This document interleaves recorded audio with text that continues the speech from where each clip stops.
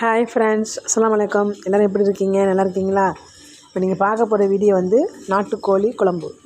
அதுக்கு தக்காளி, வெங்காயம், இஞ்சி பூண்டு, கறி மசாலா எல்லாம் எப்போதும் போடுற மசாலா தான்.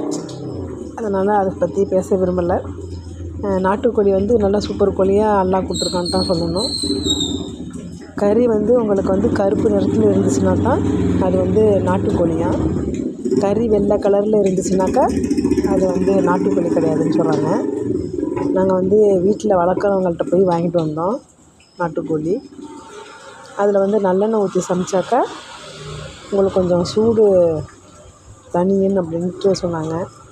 அதனால் நான் நல்லெண்ணெய் ஊற்றி தாளிச்சிருக்கேன். தாளிச்சிட்டு அதிலேயே கரண்டியை போட்டாச்சு.